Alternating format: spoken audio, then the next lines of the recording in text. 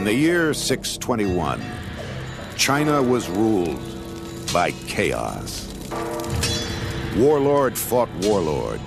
No one was safe, not even the emperor. His estates were seized, his subjects murdered, and his son taken hostage. A peasant found the prince's imperial seal and took it to a monastery nearby. The monks resolved to find this wicked warlord and rescue the emperor's son. For despite their peaceful manner, they knew 100 ways to kill a man. They were the Shaolin, masters of the deadly art of Kung Fu.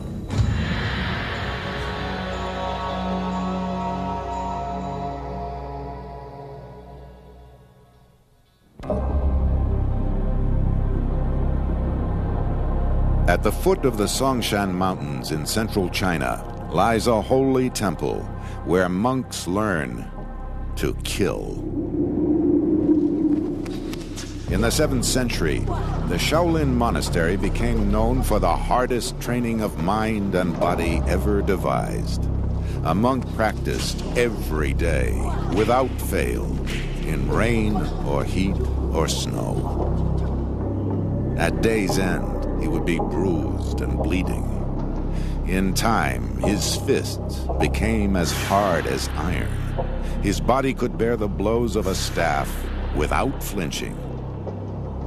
He could kill a man with the palm of his hand. This monastery housed a paradox: pacifists who had mastered Kung Fu.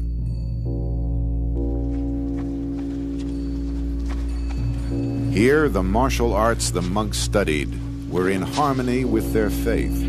To follow the Buddhist path of compassion, one must root out evil.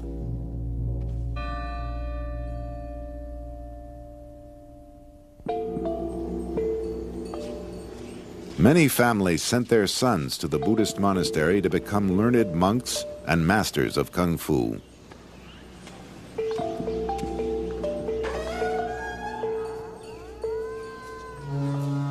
One boy who appeared at the monk's door was Pu Sheng.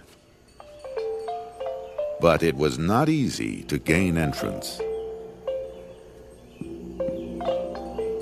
Choosing a master involved showing a measure of great respect, often to the point of begging while on one's knees.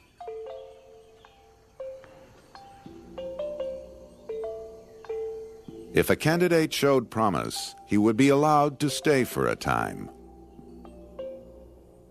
The masters agreed that Pu Sheng possessed the proper spirit for a warrior monk.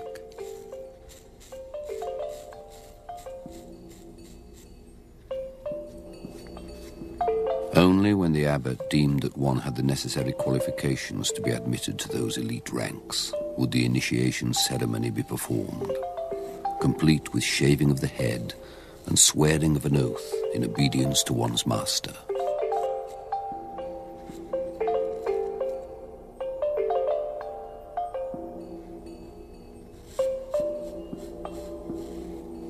The Shaolin Monastery was built in 495 AD beneath the Songshan Mountains in what would become Henan Province. Legend traces the origins of these warrior monks to the year 527, when a monk named Da Mo traveled from India to Shaolin.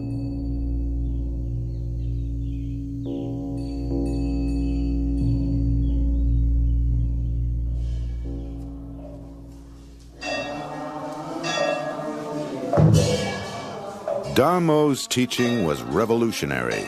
Rejecting the Buddhist scriptures as the way to enlightenment, he advocated discipline and dedication through meditation. Thus could one see with a clear heart one's true nature. His approach became known as Zen. A special tradition outside the scriptures, not to depend on books or letters. to point directly to the heart of man, to see one's own true nature, and become Buddha.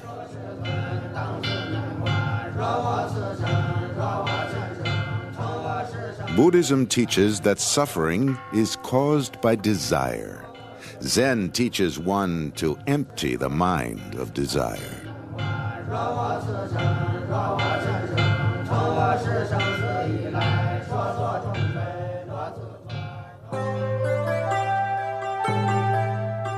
In his quest for enlightenment, Damo went to live in a cave in the mountains above the monastery. For 9 years, he dwelt there in solitary meditation.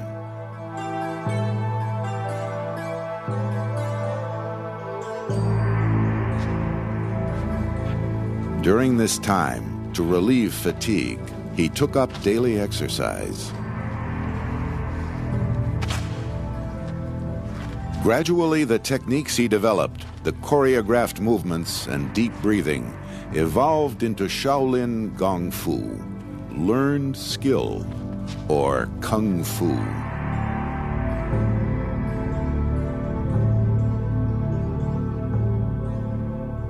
Following his example, all the monks of Shaolin soon undertook ritual exercise.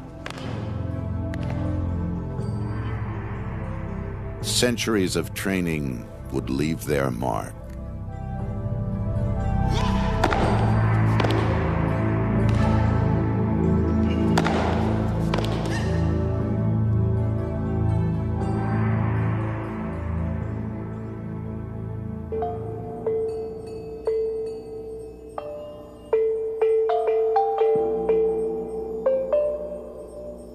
Having been accepted into the temple, Pu Sheng began his long apprenticeship by swearing to the 3 rules and 5 disciplines of the Shaolin Temple.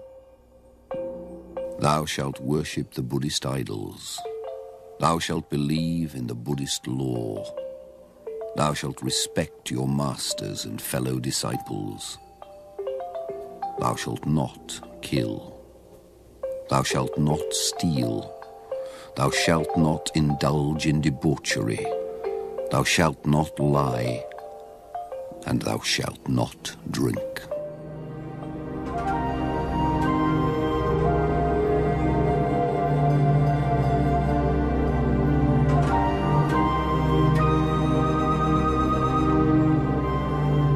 In a brutal land, a peacekeeper must be pure of heart.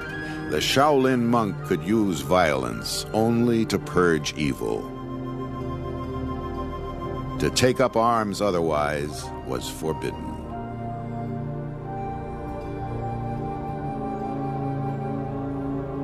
The main aim of those who train in this art is the promotion of health and strength. One must not use it rashly in the solving of daily problems. With this understood, Pu Sheng was initiated into the rudiments of Kung Fu, hours of repetitive movement and deep breathing.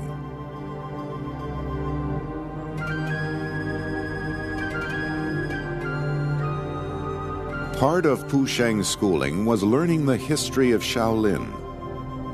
To master Kung Fu would require unrelenting concentration of mind and body. A lesson reinforced by his master with stories from the past. Many years ago, there was a young apprentice called Tai Gui. When he arrived, instead of teaching him the staff or bare-handed fighting, his master made him fill an enormous cauldron with water and told him that every day he was to roll up his sleeves and slap the water with his palms. To begin with, Tai Gui was very unhappy with his task, thinking that he had gone to the monastery to learn the martial arts, not to slap water. Every day, Tai Gui would fill the cauldron and then slap the water in it until it was empty. And then he would fill it again and slap some more. This went on for 2 whole years. After this time, he was permitted to visit his family. Everyone gathered and made great demands on Tai Gui to demonstrate his skills in Shaolin Kung Fu. With his relatives and neighbors nagging him, Tai Gui could take it no longer. Suddenly, getting to his feet, he said, "I really have learned nothing," and angrily smashed down on the table with his open hand.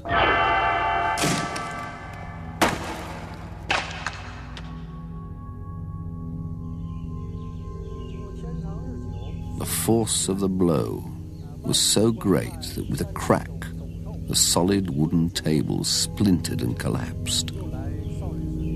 Upon seeing this, everyone realized that the rumors about the Shaolin martial arts were not false.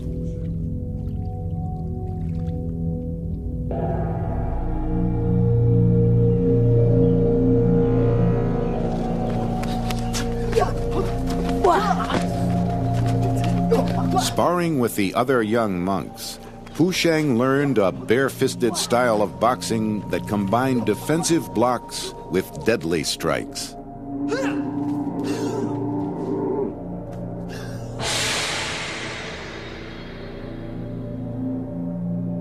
The techniques were named for the animals whose movements they revered: white crane, snake, tiger, leopard, dragon.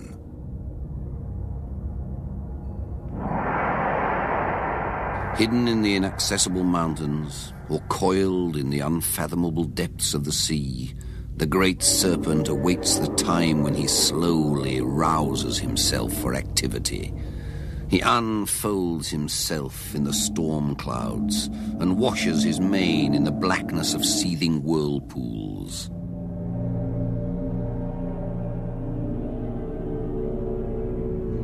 In the dragon style, the monk slithers and writhes to confuse his opponent. He hisses to control his breathing and focus his strength. Then, a burst of power like the sharp slap of a dragon's tail.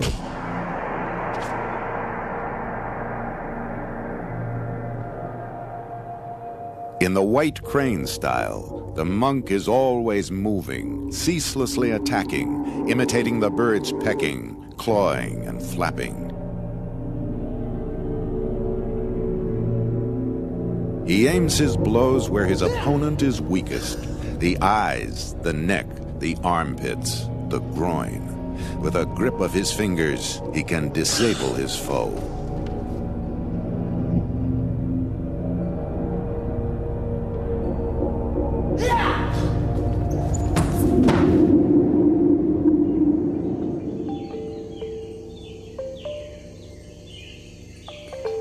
High in the Songshan Mountains, Pu Sheng visited the cave of Da Mo to pay respect to the great master and seek guidance.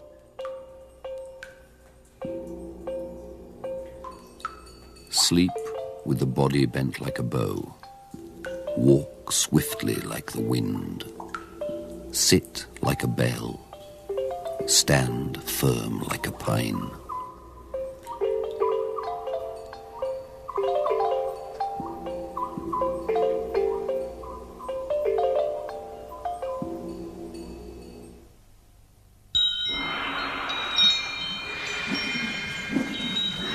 Once a monk had mastered the 5 main forms of hand-to-hand combat, he would be taught how to wield the staff.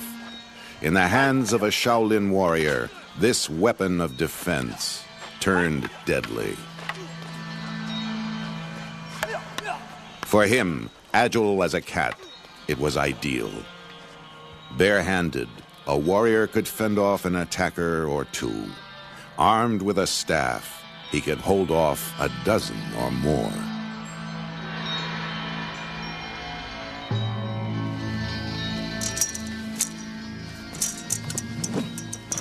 Brandishing the staff, a monk moved like yet another animal, the monkey.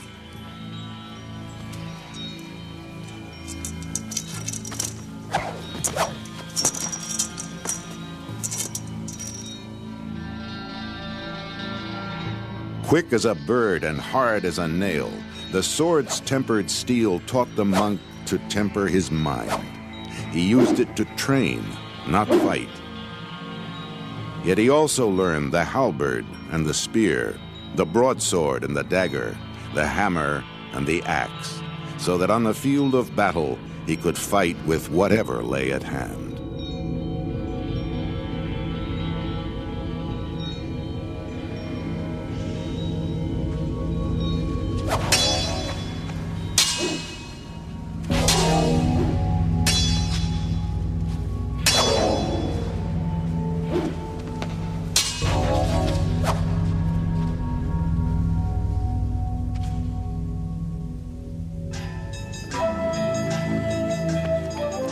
In the year 621, the time had come for Pu Sheng to put his skill to the test. A cruel warlord had kidnapped the emperor's son, Li Shiming.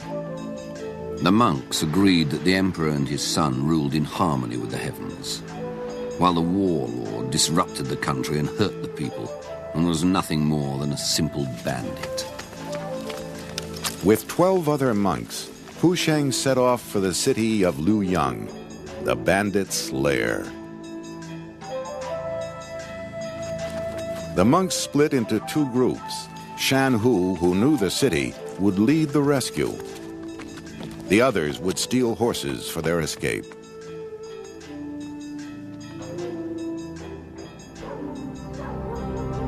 Inside the city, their path was blocked.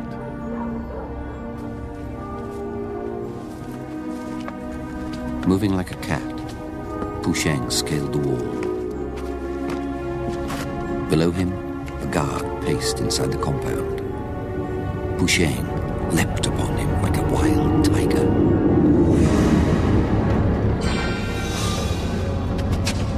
Outnumbered, knowing they would fight to the death if caught, the other monks followed. Tell us where they keep the prisoner, but guard what you say. One lie, and I will twist the head from your shoulders. They found Li Shiming's cell. He was unconscious, but alive.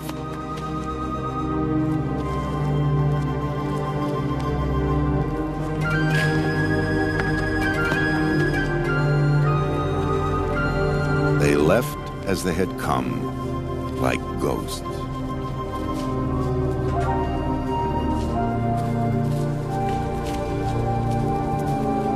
The other monks have broken into the stables and stolen horses. With Li Shimin, they broke out of the city and rode for the bridge. The monk Tanzong had stayed behind to kidnap the warlord. Instead, he found the warlord's general in a house of pleasure.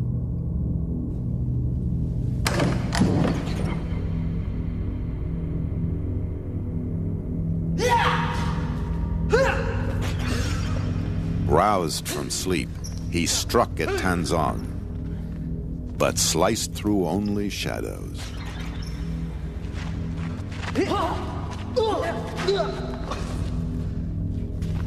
With the speed of a snake's tongue, Tanzong struck him to the ground.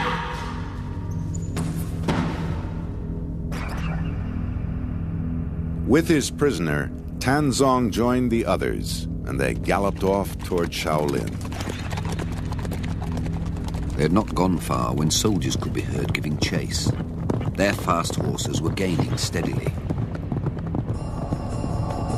Just as they were approaching the monks, a group of the emperor's cavalry arrived. Eager for vengeance, the emperor's horsemen raced past the monks and charged the warlord's men. The few who survived turned and fled. When Li Shiming ascended to the throne, he showed his gratitude to the Shaolin monks by inviting them to demonstrate their art.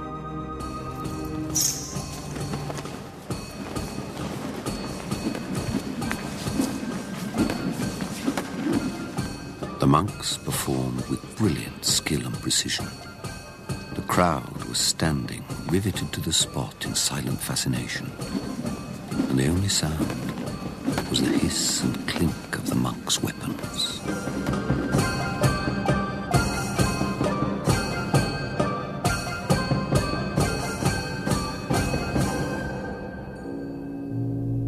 A lavish feast was given by the emperor, who sent a stone tablet to Shaolin, inscribed with the names of the brave men who had saved his life.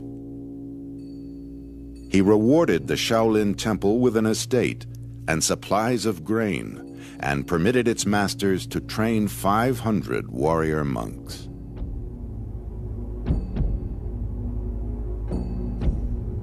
In centuries to come, the monks would be beseeched time and time again to defend emperors and peasants alike. In 1553, 40 monks armed with staffs routed a band of Japanese pirates. In battle, the monks found courage in their belief in reincarnation, that this life was only one of many to come.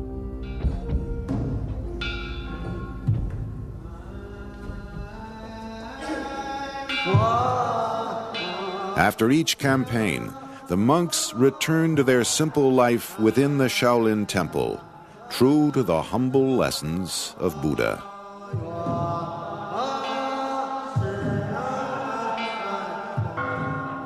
His conduct should be as transparent as ice.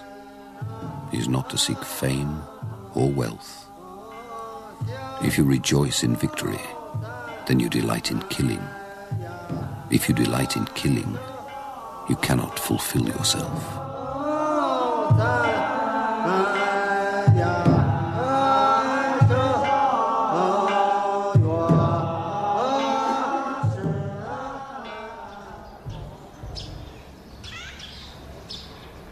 After many years of study and training, a monk would set out to wander in the land, as the great master Da Mo had done.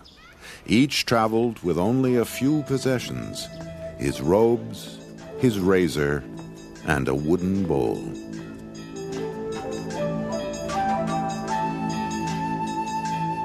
As they journeyed, the wisdom of their ways spread far throughout China and beyond.